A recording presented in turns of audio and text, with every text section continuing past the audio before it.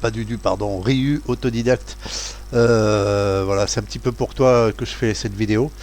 Voilà, je viens de te montrer un petit peu la chose. Alors tu vois, il n'y a pas de module classe, il n'y a rien, il n'y a absolument rien. Il y a juste un petit module standard. C'est vraiment une ébauche que j'ai faite vite fait comme ça. Je dis parce que j'avais ça dans la tête depuis hier là. Puis je te vois un petit peu cafouillé dans ton truc là. Donc voilà. Alors oui, ton idée était bonne dans le mot d'une classe, et quand je disais qu'elle était bonne, je parlais justement de cette variable type. Voilà. Moi, il m'arrive de faire des classes simplement avec des variables type. J'ai pas besoin de rajouter un module classe, de faire des collections et de patins et de couffins. Voilà. Donc, ce qu'on va faire là, je vais t'expliquer petit pas à pas ce qui est fait. Voilà. Donc, nous avons une variable type XML élément. Alors, déjà, ça, je vais mettre ça. Voilà, tag name string. Je vais un petit peu indenter. Voilà. Cette variable, elle a des propriétés tag name, id, label, onAction, indent, child node. On peut l'enlever parce que j'ai carrément simplifié la chose. Parent id, image MSO. Alors, on pourra tous les mettre. Hein. Tous les callbacks, tous les attributs, on pourra tous les mettre. Hein. Après, il suffira de contrôler ce qu'on peut faire avec certains éléments et ce qu'on ne peut pas faire. Là, c'est vraiment une démo de base. Hein, comment je fais avec une variable type pour faire des classes. Voilà. Alors, donc ma variable type possède des propriétés.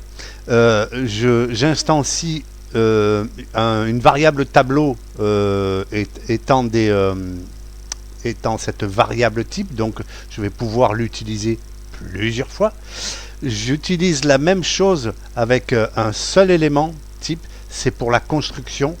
7 éléments égale tac. 7 éléments égale tac. Voilà. Pour le démarrage, ce que je fais, je redim préserve la variable tableau à 0, parce que sinon je vais certainement avoir une erreur, forcément, parce que quand je fais faire un redim bound, donc forcément je vais avoir une erreur. Donc je suis obligé de la redimer. Voilà, donc cette init va être lancée au début de la sub, et ça on va le voir un petit peu plus tard après, vers le bas, tu vas comprendre très vite.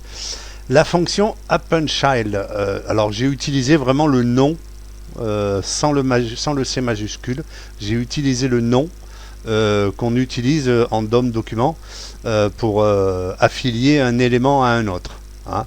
Alors appendChild, ça veut dire devient enfant du parent. Et voilà, et là les deux arguments c'est les mêmes que dans la fonction réelle du DOM, parent et enfant, XML élément et XML élément tous les deux.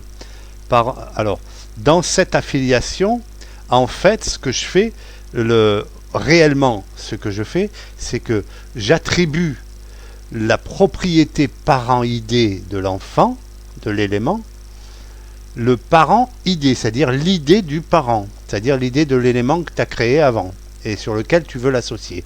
En fait, il n'est pas réellement affilié. C'est juste un attribut comme plein d'autres. Hein, d'ailleurs, il y en a un autre indent, et ça, je vais l'expliquer après pourquoi. Je peux mettre n'importe taratata, blou, Pikachu. Je peux mettre les attributs que je veux. Voilà, donc ça c'est vraiment juste pour signifier à l'intérieur, dans toutes ses propriétés, que son parent, il a une idée. Voilà. Ensuite, il y a une fonction createElément. Alors la createElément, tag name, hein, alors j'envoie createElément groupe, createElément tab, createElément button, etc., etc., etc. Je redim préserve bien évidemment la variable tableau. Hein, donc là c'est une variable provisoire entre guillemets qui est juste utilitaire pour créer l'élément, et all élément qui est du même type XML élément devient l'élème. Voilà, tout simplement. Ensuite, get élément by id. Alors là c'est pareil, la fonction c'est exactement le même nom que dans le DOM. Hein. Donc ce que je vais faire, là je vais faire simplement une boucle dans tout le tableau des XML éléments, et je vais voir où elle est la variable qui porte le ID demandé, IDX. Voilà. Donc c'est juste pour déterminer un élément par son ID, de la même manière qu'on va faire avec le DOM-DOM. Voilà. Ensuite, il y a une petite fonction getValidID. Alors getValidID, c'est une fonction que j'ai un petit peu détournée de mon créateur, hein, qui fait exactement la même chose, c'est-à-dire qu'elle va boucler sur les éléments, et elle va boucler sur de 1 à 1000. Bon, elle va pas aller jusqu'à 1000, mais elle va s'arrêter bien avant, hein, mais j'ai mis jusqu'à 1000, pour être large. J'aurais pu mettre 10 000 ou 500, c'est pareil, hein. Donc elle va boucler de la lettre E de 1 jusqu'à 1000, et elle va boucler sur tous les éléments pour voir si un élément porte le nom. Alors l'idée qui sera créée, ça sera le nom du tag, le tag, c'est-à-dire button, box, tabs, tout ça, tous les tag names, tous les types de balises qui existent dans le custom UI, plus un index numéroté. Voilà. Donc en fait, quand on va sortir de là, on aura un ID unique qui existe. C'est exactement ce que j'ai fait dans mon créateur avec le DOM-DOM. Voilà, tandis que là, je le fais avec des all éléments. Ça a été un petit peu détourné, j'ai un petit trafiqué la fonction, mais le résultat, il est exactement pareil. Voilà. On arrive à la sub de test. Alors là, on va voir dim parent à x éléments. Donc, parent x, c'est une variable qui va me servir à déterminer le parent. Et ça, on va le voir tout de suite. Alors, là, ce que je vais faire, pour commencer, je vais créer un onglet. Élément égale create, comme je l'ai dit tout à l'heure, élément égale create tab. Point barre. With élément, et là, on balance tous les attributs. On n'a plus besoin de 7 attributs, get machin, truc muche, badule, chouette et mes deux machins. Hein. On se sert des attributs directement par le point dans un bloc with. Voilà, c'est pas compliqué. Pour être sûr, parce que j'ai remarqué quand même quelques sautillements, parce que ça va très vite, je fais un réenregistrement. Je l'ai enregistré pendant que je l'ai fait les créates, mais j'ai remarqué que quand ça va très vite, le VBA, hein, donc je fais un réenregistrement, tout simplement. C'est le même, je remets le même élément dans le même élément. Voilà, tout simplement, à chaque fois. Là, j'ai créé un tab. Alors, j'ai créé le tab. Alors, le tab, il a des idées, il a des attributs que d'autres n'ont pas. Ça, il faudra rajouter le contrôle. Hein, comme moi, je fais dans mon créateur. Dans ce principe-là, il faudra rajouter le créateur. Ça va pas être bien compliqué, hein, parce que bon, ben, c'est assez simple. Il y a que quelques attributs pour le moment. Donc, voilà. Là, ce que je vais faire, je vais créer un premier groupe. Je crée un premier groupe. Ce groupe, il n'appartient à personne. C'est un élément. Voilà. C'est un élément de XML élément. Voilà. Je lui mets les attributs. Je lui mets la child. Je détermine son parent avec la fonction d'en haut de tout à l'heure. Et je le réenregistre pour être sûr. Je crée un deuxième groupe. C'est pour te dire, en fait, je vais créer les choses un petit peu dans le désordre. Là, exprès pour te montrer que la chose, elle est très simple. Donc là, je crée un deuxième groupe. Il n'y a rien dans ce groupe et il n'y a rien dans ce groupe. Voilà. Hein. L'idée va être déterminée automatiquement. Groupe 1, groupe 2, groupe 3, groupe tiré 1, groupe tiré 2, etc. etc. Comme je le fais exactement dans mon Ribbon Creator. Ensuite, je vais créer un bouton. Mais je vais lui demander d'abord, avec la fonction getElementById, qui correspond exactement à la même fonction qui est l'homologue de la fonction du DOM-DOM, je vais lui demander d'aller me chercher le groupe 1, c'est-à-dire celui-là que j'ai fabriqué en premier. Et je vais fabriquer le bouton et je vais lui affilier à lui. Voilà, je vais l'affilier au groupe 1.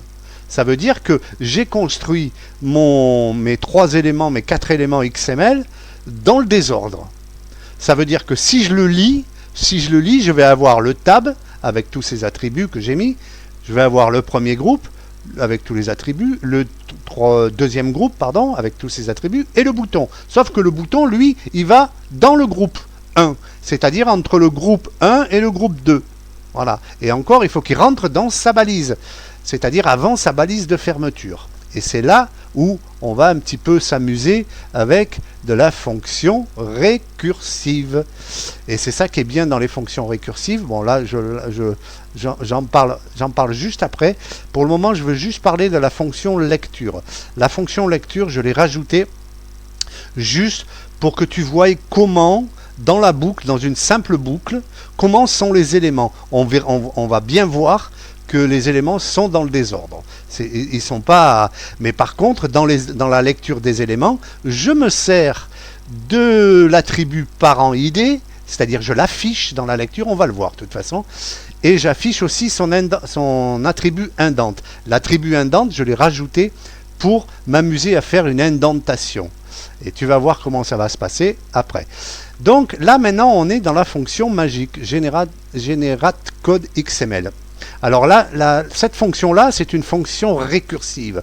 C'est-à-dire que je vais l'enclencher, elle va me lire les attributs, elle va me les écrire dans un texte. Ça, tu as compris, ça, de toute façon, tu sais très bien, tu le fais toi-même avec tes trucs. Hein, elle va écrire donc l'élément, la chaîne de caractères correspondant au XML de l'élément. Hein, et elle va rajouter à la fin, voilà, else fin, vous voyez, tu vois, ça c'est la fin d'un button, et ça c'est la fin d'une balise qui est censée contenir d'autres éléments. Voilà. Et à la fin de cette boucle, elle va écrire la fin, c'est-à-dire la fermeture de balise, ici. Voilà.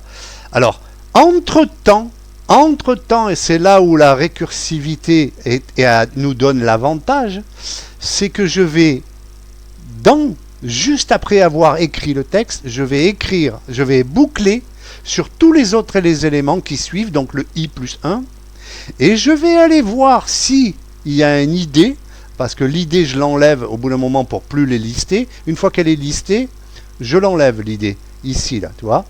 Hop, j'enlève l'id, j'enlève le parent id. Ça veut dire que celui-là, il n'est plus listable, parce qu'il est passé, tout simplement. Si donc l'élément a une id, si cet élément a un parent id qui correspond au e.id, alors effectivement, là, je vais renvoyer à la fonction. C'est-à-dire qu'on ne fait pas du surbouclage, on fait simplement une récursive, un appel récursif à la fonction. C'est ça l'avantage de la fonction récursive. Ça va me permettre d'écrire le code XML des éléments dans l'ordre. Et on va le voir tout de suite. Alors après, effectivement, voilà, si ces éléments-là sont like le tag name, alors effectivement, ça sera une fin de balise. Si ces éléments-là like tag name, ça sera ça. Voilà, il n'y aura pas de fin de balise en bas.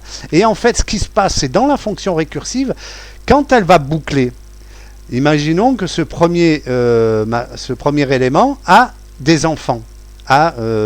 Donc des enfants. Donc quand je vais le lister, ça va sauter ça va sauter. Mais en fait, ça ne saute pas. Elle va lister les éléments, elle va faire sa fin de balise de l'élément, et elle va revenir à l'index de la première boucle.